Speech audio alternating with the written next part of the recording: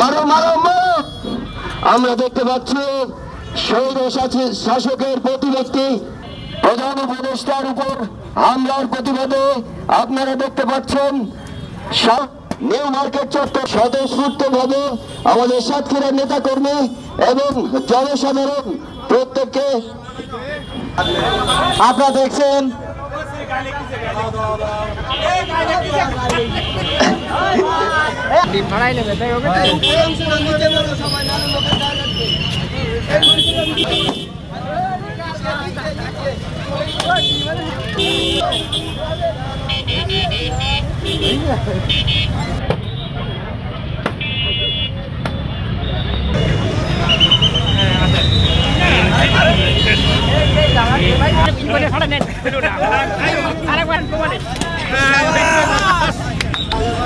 তাদের উপস্থিতি কোনো কর্মী নাই এখানে আমরা তাদেরকে দমাতে পারবো কিন্তু আমাদেরকে দমাতে পারবো না তার প্রমাণ আমরা দিয়েছিলাম স্বৈর শাসন আমলে শেখ হাসিনার গুলি আমাদেরকে থামাতে পারে নাই যে গুলি আমাদের ছাত্রদেরকে থামাতে পারে নাই বুকের তাজা রক্ত জেলা দিয়ে আমরা বাংলাদেশকে আবার স্বাধীন করেছিলাম সেই তাজা রক্তের বিনিময়ে আবার বাংলাদেশকে গঠন করতে চাই যেখানে গুলির তাজা রক্ত আমাদেরকে ছাত্রদেরকে থামিয়ে দিতে পারে নাই সেখানে কিনা একটি হাস্যকর বিষয় যে টিম ছুঁয়ে মেরেছে আমাদের নেতৃবৃন্দের উপর আপনারা বলতে পারেন টিম দিয়ে কি এই সংযোজনকে থামানো যায় এই রক্তদানকে কর্মসূচিকে থামানো যায় আমি মনে করি পচা টিম বলেন আর সিদ্ধ টিম বলেন এটা দিয়ে কখনোই আন্দোলন সংগ্রাম থামানো যায় না বাংলাদেশকে নতুনভাবে গড়ে তোলার জন্য এনসিপির পক্ষ থেকে আমাদের যে কার্যক্রম সেটা চলবে চলতে থাকবে এবং বিক্ষোভ সমাবেশে আমরা সাতক্ষীরাবাসীকে জানিয়ে দিতে চাই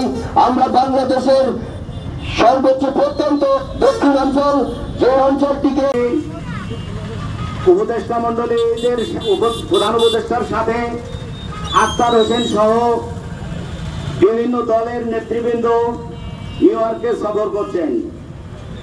এয়ারপোর্টে স্বৈরাচারী দোসরের নেতাকর্মী ওই দেশে তাদেরকে লাঞ্ছিত করছে অপমানিত করছে।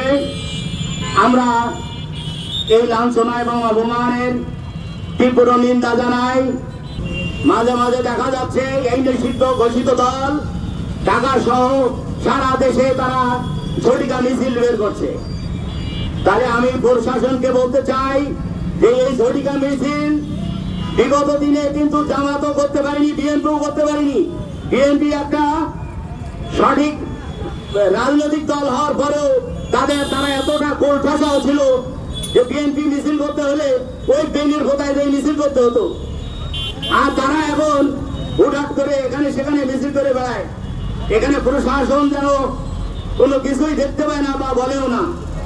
আমি পরিষ্কার ভাষায় বলতে চাই যে দল নিষিদ্ধ ঘোষিত দল সেই দল কোন অবস্থাতে যাতে মাথা চাড়া না দিয়ে উঠতে পারে তার জন্য সকল দল মত নির্বিশেষে আমাদের এনসিপির নেতাকর্মী সহ সারা বাংলাদেশের মানুষ এক থেকেই তাদের প্রতিহত করবে বলে আমি মনে করি।